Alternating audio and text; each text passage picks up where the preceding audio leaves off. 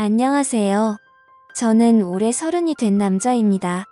이런 고민을 어디에다가 털어놓을지 몰라서 벙어리처럼 끙끙 앓고 지낸 지 반년째입니다. 조심스럽게 사연을 써서 보내니 현실적인 조언을 부탁드립니다. 저는 어릴 적에 어머니를 잃었습니다. 사고로 떠나보낸 후 아버지께서 저를 혼자 키우셨습니다. 아버지는 직업 특성상 지방 전국 각지를 돌아다니며 현장 일을 하시며 저를 키우기 위해서 애써주셨죠. 저는 혼자 살 수 없으니 고모네 삼촌네 등을 전전하며 학창 시절을 보냈습니다. 그렇다 보니 어느 한 곳에 오래 머물러 있지 못해서 친구들을 사귀는 것이 무척이나 힘들더라고요. 남들이 동창 모임이나 동네 친구와 약속을 잡고 만나는 모습을 보면 한없이 부러워지고는 했습니다. 그런 제가 마음을 열고 친해지게 된 사람들이 있었어요. 그건 바로 동호회 사람들입니다. 저는 20살 때부터 동호회 활동을 했는데요. 다름 아닌 절약 동호회라는 모임입니다. 여타 동호회처럼 먹고 마시고 어울리는 곳이 아니라 살아가면서 절약을 하는 방법에 대해 논의하고 정보를 나누는 곳이었죠. 이렇게 현실적인 동호회 활동을 하게 된 이유는 바로 가정환경 때문이었습니다. 아무리 아버지께서 타지에서 돈을 벌어 보내주신다 해도 그 돈이 넉넉할 수가 없었거든요. 게다가 언제까지고 아버지 신세를 지면서 살 수는 없었기 때문이죠. 그래서 대학 진학도 그런 이유로 포기를 하게 되었습니다. 솔직히 저는 공부하는 것이 무척 즐거운 사람이거든요. 무언가를 배운다는 것은 언제나 흥미롭고 제게는 행복한 일이었습니다. 그래도 그 모든 것을 누릴 수 있는 여건이 갖춰진 사람이나 배움을 계속 이어가는 것이지 저 같은 사람에게는 꿈같은 신기루였습니다. 20살이 되자마자 저는 별의별 일을 다 했던 것 같네요. 물론 고등학교 때부터 아르바이트는 시작했습니다. 학생일 때에는 법적인 사항 때문에 일할 수 있는 종류의 제약이 적어서 큰 돈을 벌지 못했어요. 그런데 성인이 되자마자 제가 지원할 수 있는 일들이 무척 많아서 신이 났습니다. 노가다부터 식당일 그리고 택배 상하차까지 안 해본 일이 없는 것 같네요.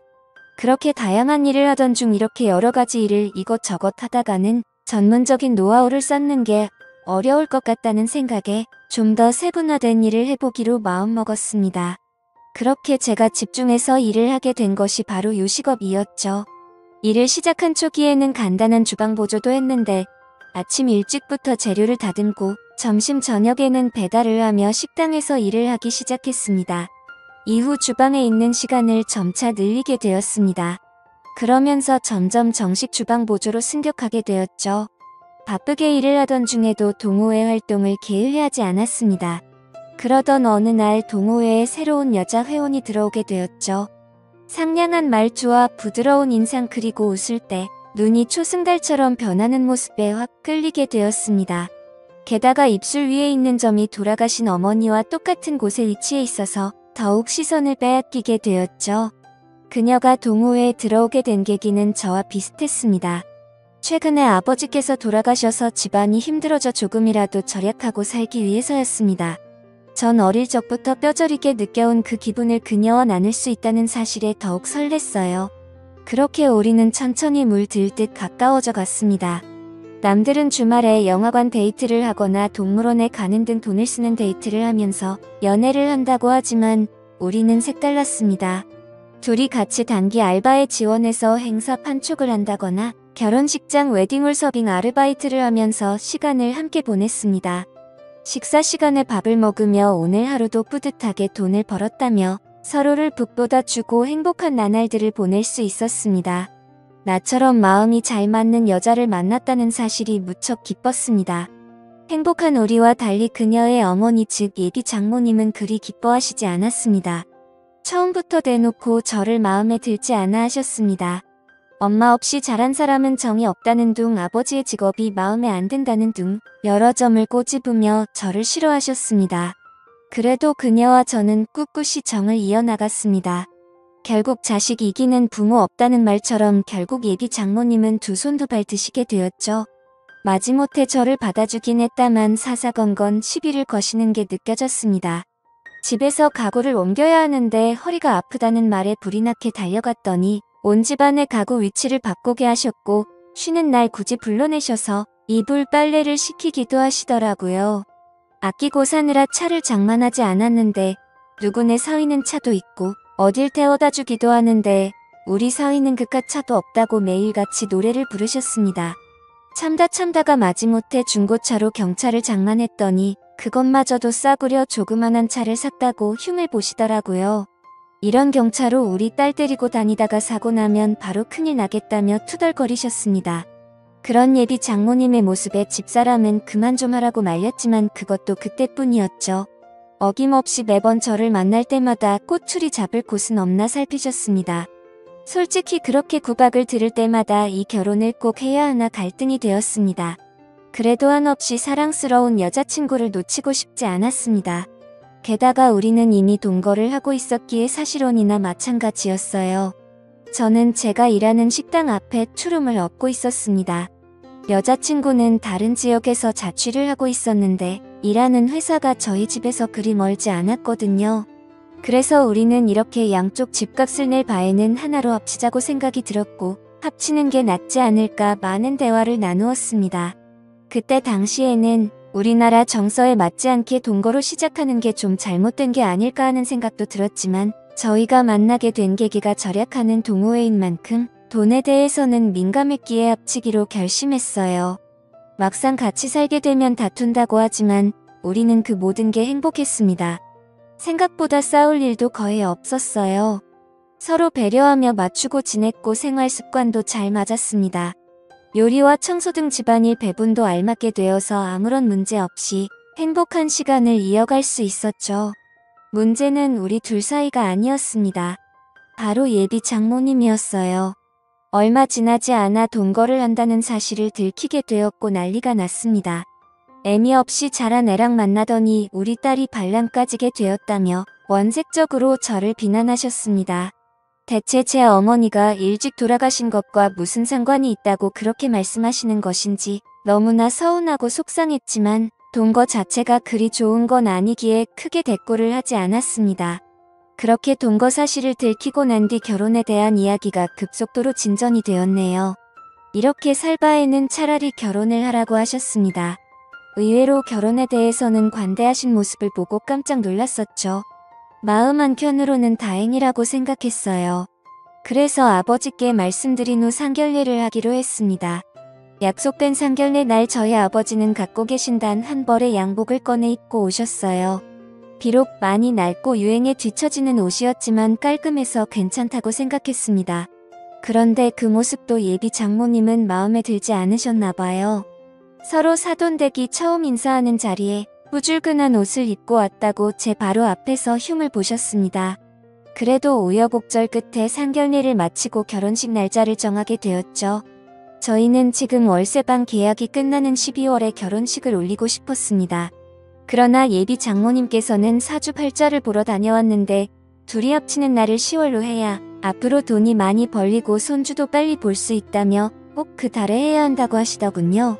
저는 그런 것을 믿지 않았지만 여자친구는 자기의 엄마 성격에 절대 굽히지 않을 거고 10월로 밀어붙일 게 뻔하니 그냥 그렇게 하자고 하더라고요.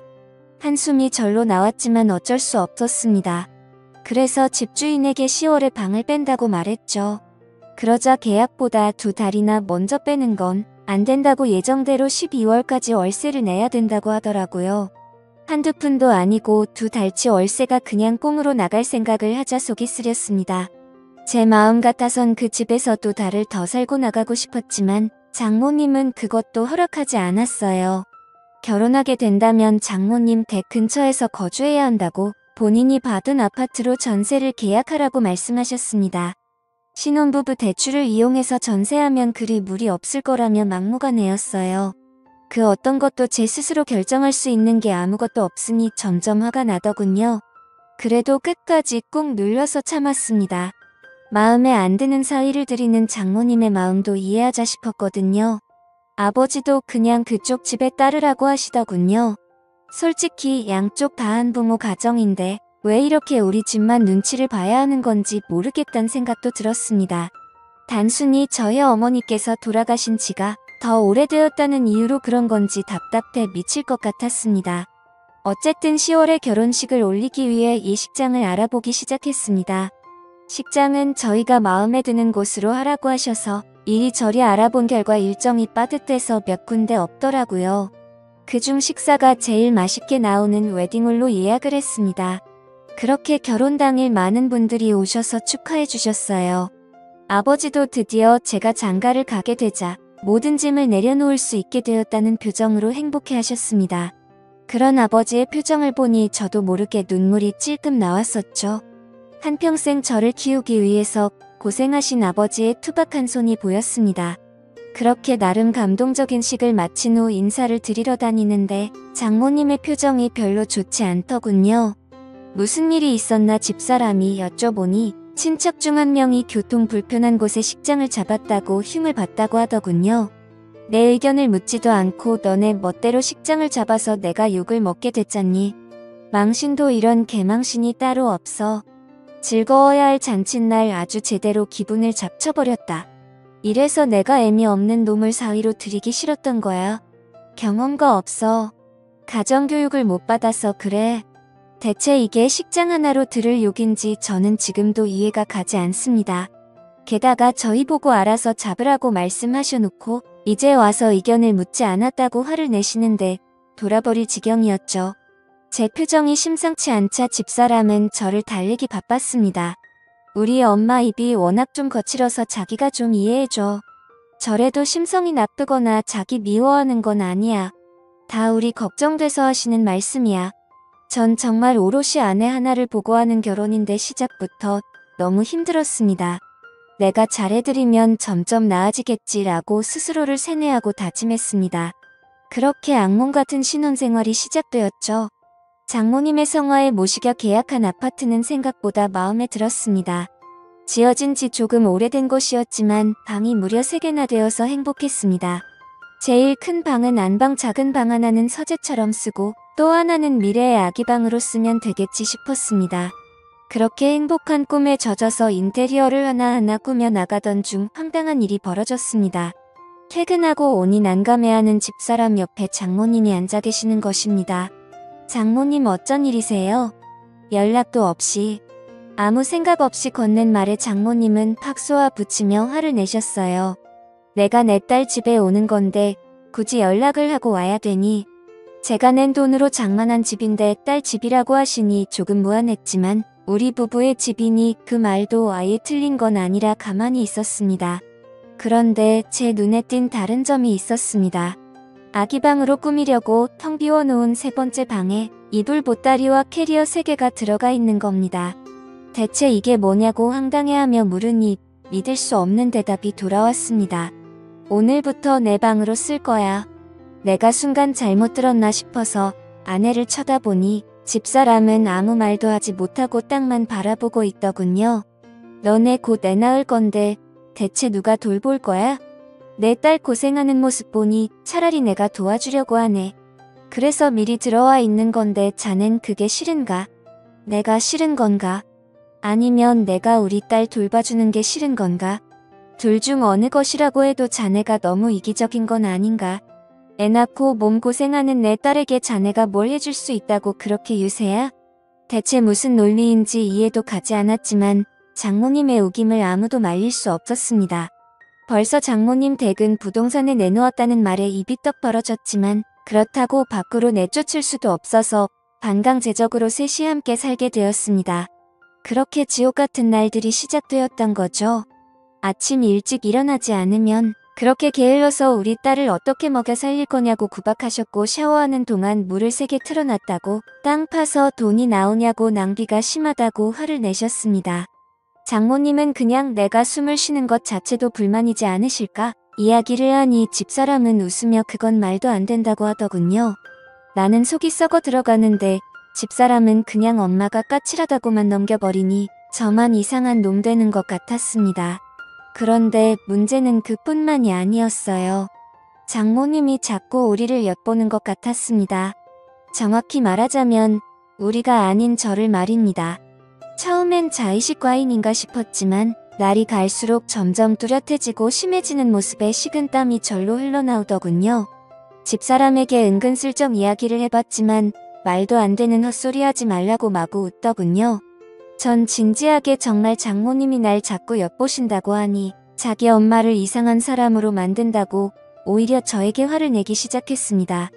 그렇게 우리 엄마랑 사는 게 싫으면 차라리 나가시라고 하면 되지. 왜 그런 식으로 거짓말을 하냐고 하는데 정말 미치고 팔짝 뛰겠더라고요. 처음엔 별일이 아니었습니다.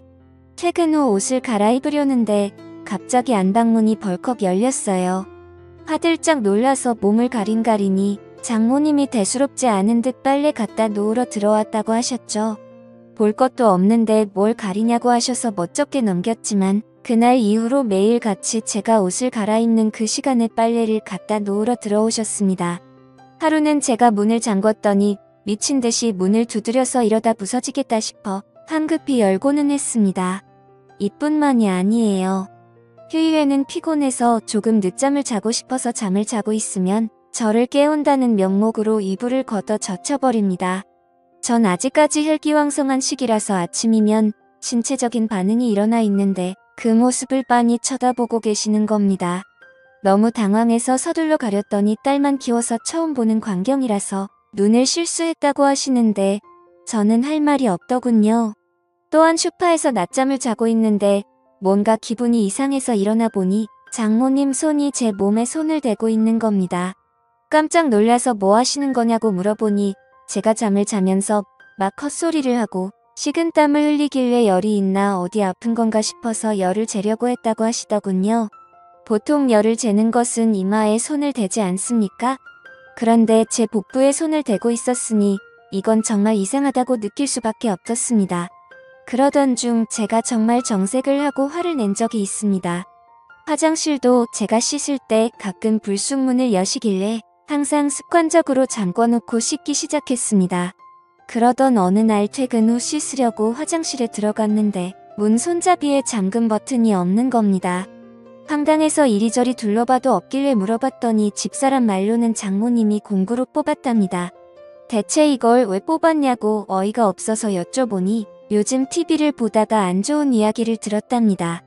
연예인들이 가끔 우울증이 오면 그렇게들 화장실에서 안 좋은 선택을 한다며 잠겨있으면 구조하기 힘들어서 골든타임을 놓친다고 그걸 방지하기 위해서 화장실은 잠금 장치가 있으면 안 된다고 하더군요. 그 말에 어이가 없어서 황당한 표정을 하고 있는데 집사람은 오히려 장모님의 말을 신뢰하는 모습이었죠. 아내는 뚝소리 나는 여자인 줄 알았는데 자기 엄마의 말이라면 저렇게 맹목적으로 믿고 있다니 참 아이러니했습니다. 더 이상 이 집에서는 마음 놓고 편히 씻지도 못하겠다는 생각에 사로잡혔습니다. 이 이야기를 사연에서 처음 털어놓는 건 아닙니다. 직장 동료에게 제 이야기가 아닌 마치 다른 사람 이야기처럼 조심스럽게 물어봤더니 그런 장모가 어디 있냐고 지어내지 말라고 웃더군요. 아무도 믿어주지 않을 것 같아서 저도 어쩔 도리가 없었습니다. 점점 집에 들어가기 싫어지고 밖에서 시간을 보내는 날이 늘어났습니다. 한 번도 그런 적 없는데 제가 방황을 하자 집사람은 오히려 제가 밖에서 여자를 만나고 있는 것이 아닌지 의심을 하더군요. 겨우 아니라고 설득을 했지만 이대로는 못 살 것 같다고 느꼈습니다. 그러다 드디어 대망의 사건이 일어나게 되었죠. 장모님과 함께 살고 있어도 아직 우리는 신혼이기에 조심스럽게 달달한 시간을 가지고 있었습니다. 그날도 조용히 시간을 보낸 후 숨을 돌리고 있었습니다. 집사람이 먼저 화장실에 씻으러 갔고 저는 침대에 누워 있었죠. 그런데 갑자기 찰칵 소리가 들리는 겁니다. 화들짝 놀라서 일어났는데 황급히 자신의 방으로 들어가는 장모님의 모습을 보았습니다.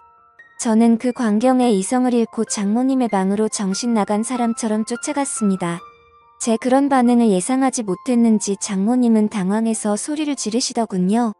저는 아랑곳하지 않고 장모님의 휴대폰을 뺏었습니다. 소란스러운 소리에 집사람은 샤워를 하다가 뛰쳐나왔고 장모님과 대치하고 있는 저를 보고 화를 내기 시작했습니다. 자기 엄마 앞에서 뭐 하는 짓이냐 말이죠. 저는 집사람에게 모든 사실을 이야기했습니다. 내 말이 믿겨지지 않으면 지금 바로 장모님 휴대폰 속 사진첩을 열어보자고 했습니다. 비밀번호로 잠겨 있어서 확인할 수 없으니 지금 눈앞에서 비밀번호를 부르라고 했죠. 집사람도 처음엔 믿지 않았지만 제가 이토록 화를 내는 건 처음 보았기에 그렇게 하자고 장모님을 설득했습니다.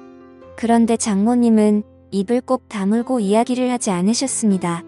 자신은 억울할 뿐만 아니라 핸드폰을 보여줄 의무가 없다며 우기는 장모님의 모습에 집사람은 제발 알려달라고 애원했습니다. 안 그러면 평생 엄마를 안 볼 거라고 화를 내는 집사람의 모습에 장모님은 할 수 없이 비밀번호를 말했습니다. 핸드폰을 열자마자 사진첩에 등장한 사진은 제 예상대로였습니다. 장모님의 휴대폰 사진 접속 사진에는 방금 전까지 누워있는 제가 적나라하게 찍혀 있었죠. 대체 이런 걸 왜 찍었냐고 오열하며 묻는 집사람에게 장모님은 말도 안 되는 변명을 또 하기 시작했습니다. 아니 무당이 말하길 부부가 사랑을 나눈 직후 신랑을 사진으로 찍으면 아들을 갖는다고 하더라고. 난 무당이 시킨 대로 한 것뿐이야. 이번 일은 집사람도 장모님의 편을 들지 않았죠. 차마 모녀 관계를 끊을 수 없으니 그냥 이 집을 나가달라고 이야기했습니다. 그날 이후 우리 셋의 관계는 싸늘해졌습니다. 집사람은 장모님을 소탁보듯 무시하고 지냈고 장모님은 자신과 딸 사이를 멀어지게 했다며 오히려 저를 원망했습니다.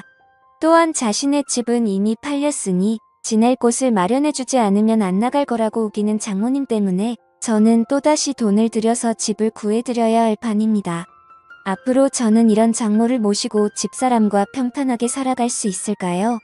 그렇다고 저 하나 때문에 하나뿐인 모녀 관계를 끊으라고 할 수도 없어서 대체 어떻게 해야 할지 모르겠습니다.